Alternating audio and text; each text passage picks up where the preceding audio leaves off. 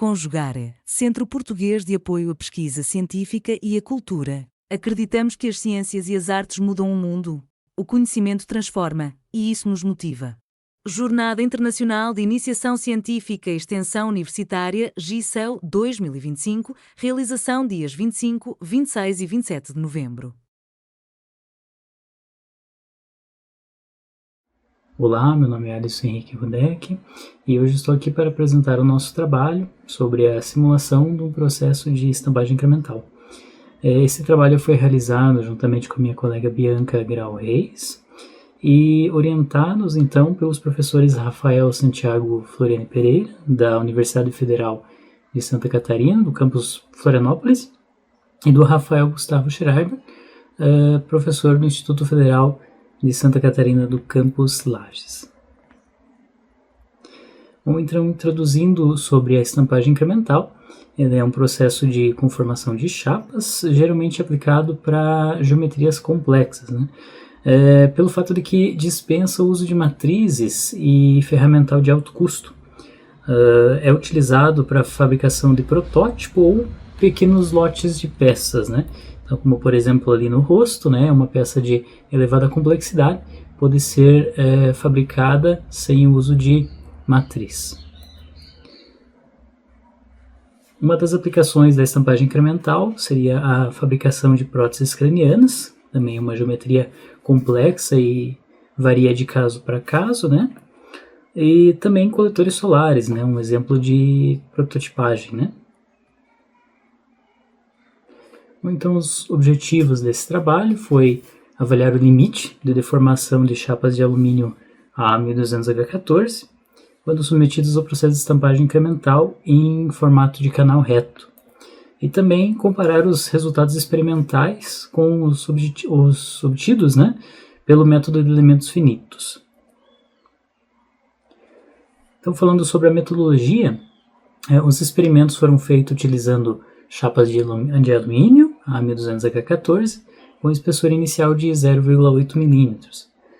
Essas chapas então foram conformadas por uma ferramenta com ponta semisférica de raio de 5 mm, guiada por um braço robótico ABB RB 140. Né? E foi utilizado o óleo VG100 no contato entre a ferramenta e a chapa. Então, como pode ser visto aqui na imagem, né, o braço robótico foi fixada a ferramenta no braço robótico e é uma base de fixação que foi instalada, né, a chapa, e essa base fixada a uma Morse na base do braço robótico.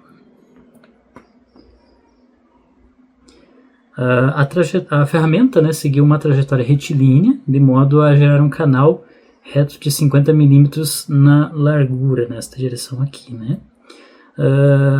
Foi feito incrementos verticais de meio milímetro a cada passe da ferramenta, com velocidade de avanço de 20 mm por segundo. E foram realizados 3 experimentos com os mesmos parâmetros de modo a compará-los, né? Para realizar a avaliação das deformações, foi feita a gravação de uma grade de círculos com diâmetro inicial de 1 milímetro. Esses círculos, então, durante o processo de conformação, eles são deformados, se tornando elipses. E com as dimensões dessas elipses, a gente consegue estimar as deformações meridional e circunferencial, φ1 e φ2.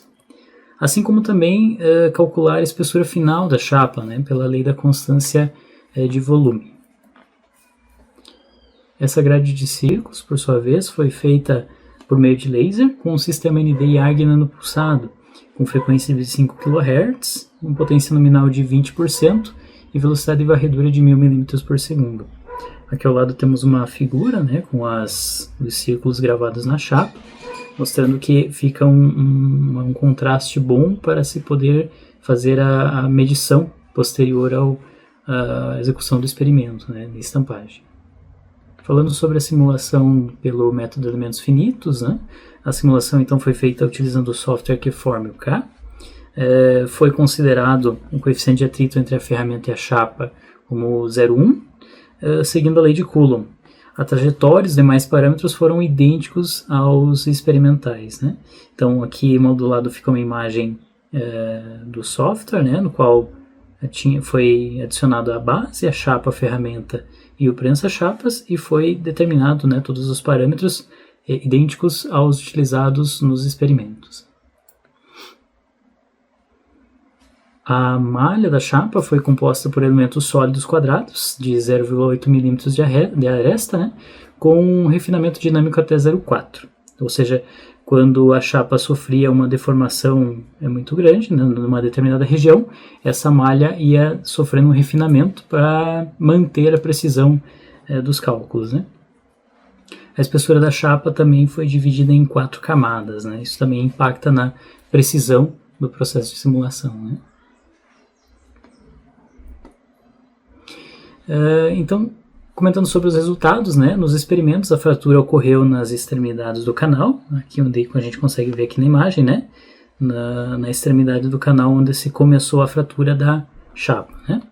A espessura mínima nessa região foi de 0,51 milímetros e a redução, né, essa redução da espessura da chapa é de aproximadamente 81% em relação à espessura inicial, né.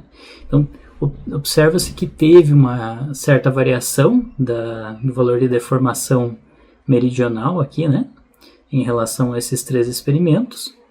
E temos aqui também os valores de deformação circunferencial aqui nessa tabela, né. Então, sobre os resultados da simulação, o software previu a mesma região crítica de ruptura da chapa, ou seja, na extremidade do canal, conforme pode ser visualizado aqui nessa foto à direita, né, com uma espessura mínima de 0,167, né, representando um erro de 5,5% em relação ao valor experimental, né. E nesse mesmo ponto, as deformações meridional e circunferencial apresentaram valores de 1,258 e 0,473, com variações de quase 10% e 2,8% respectivamente. Então, como conclusão, né, desse trabalho, o método de elementos finitos é capaz de prever a localização da fratura, as deformações e o afinamento da chapa durante o processo de tampagem mental. Também é possível visualizar, né, a deformação, o afinamento da chapa ao longo de toda a geometria da peça e também durante a realização do processo em cada passe, né. As variações observadas nos resultados experimentais podem estar relacionados ao tamanho da grade de círculos, né? Então aqueles valores diferentes de deformação meridional e circunferencial obtidos em cada um dos experimentos pode ser atribuída ao tamanho da grade de círculos. Então, talvez se utilizasse uma grade de círculos com um diâmetro menor, um diâmetro inicial menor, possivelmente não encontraríamos essa variação, né, das deformações. E a aplicação do MEF, né, pode reduzir, sim, a necessidade da realização de múltiplos testes experimentais, né, reduzindo custos, né. Eu agradeço a todos pela atenção, deixo nossos contatos para eventuais dúvidas. Realização, Conjugare, Centro Português de Apoio à Pesquisa Científica e à Cultura. Apoio, Editora Cravo. Inscreva-se no canal, comente, curta e compartilhe.